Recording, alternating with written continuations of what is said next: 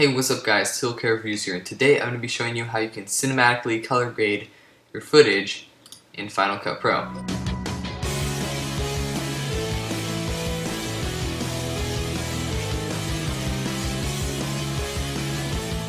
So, let's get to it.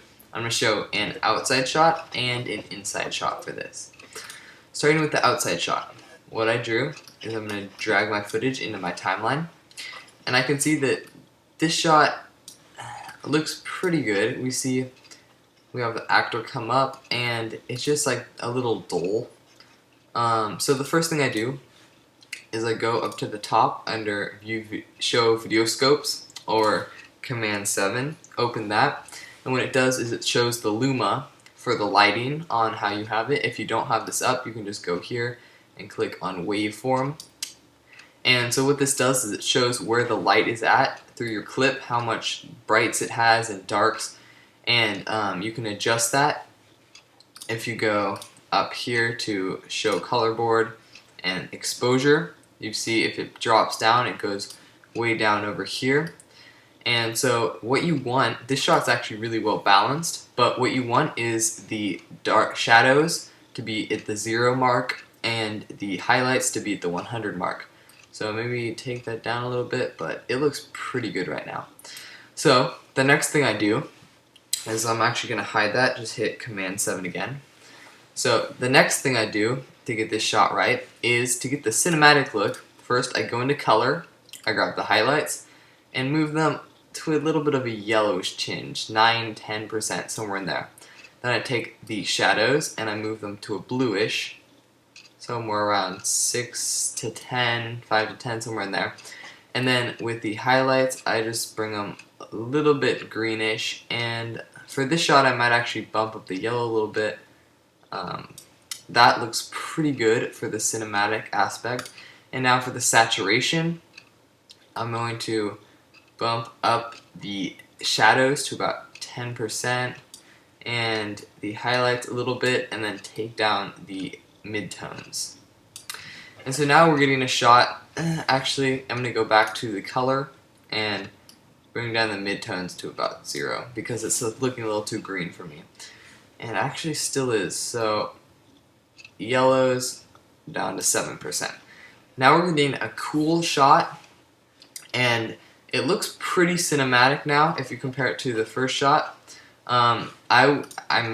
Cinematic shots usually have darker color, so I might suggest lowering that and raising the highlights a little bit there to give a harsher look.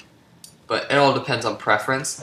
So now if I put the original clip up next to it, we can close one of these, and I will just crop it. You can see that we have the original on the right and the new shot on the left, and it's not as visible in this shot, but you can see there's a definite difference. I think it just gives a lot better look. Okay.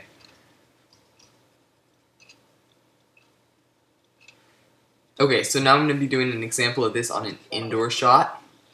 So I'm going to drag the clip in, and I'm going to put a second one over there. Now I'm going to look at it. So open the histogram again, Command 7, and we see that this shot is going everywhere with colors in here. It's just crazy. The highlights, it's a pretty dark shot, and so we're going to need to do something with that to make it easier to color grade.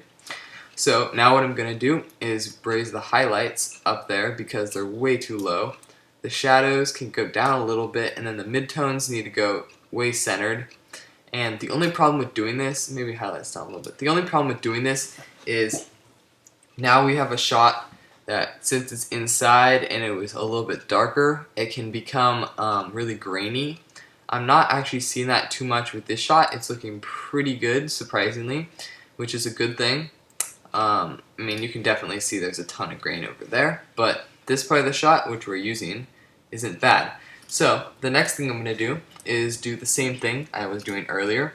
I'm going to bring the highlights over yellow. I'm not actually going to do that yellow in the shot because you can see that there's already a lot of brownish yellow in the shot, and so that would just make it over colored. So I'm going to bring down the shadows to a bluish tinge. Now it brings it a tad darker in those areas, and we're going to bring the midtones to a lightish blue. And now saturation, I would desaturate the darks because they're looking a little blue, and maybe saturate the highlights. That looks pretty good. Now we're going to go to exposure, and even though I changed it earlier, I can still change it based on looks. So I think the darkness should go down a little bit just because it's looking a little bright in certain areas. So I like this now. I think it looks a lot better than the original shot, which if we put next to it, here's the edited version. You can see that it has better color than this shot, which is just dark and dull. And this one just gives, maybe it's a little overcolored because you can see that's crazy purple now, but it just gives it a lot better color. And this is pretty dull if you look at it. If you compare it to this one, it's a lot brighter and just gives you a way better view. So let me split these clips here. Okay, like that. This one gives you a really good change in spot. So let's watch it. Who are you? You stole my locos fritos.